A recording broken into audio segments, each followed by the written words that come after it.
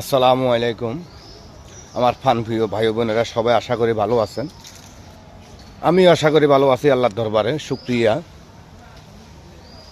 আমাদের হীরাপুর আবুল হোসেন খুবই ভালো একটা মানুষ ছিল।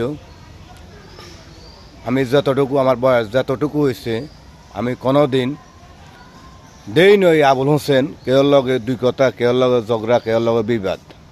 তো যা হোক, আজকে মারা গেছে সকালবেলা।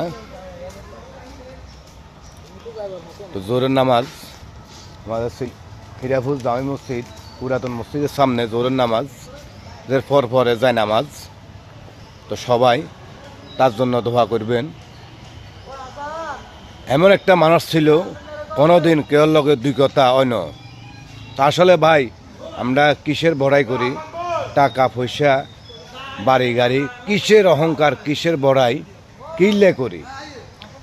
এই আবুল হোসেন মারা গেছে হয়তোবা কোনো মানে কবর হৌরের পাশে বা কোনো মানে বাঁশমুড়ার তলে 3.5 হাত মাটি, তার জন্য বাজেটে গেছে 3.5 হাত। আমরা কিসের এত অহংকার ভাই? কিসের বড়াই করি আমরা? তো সবাই তার জায়নামাজে উপস্থিত হইবেন।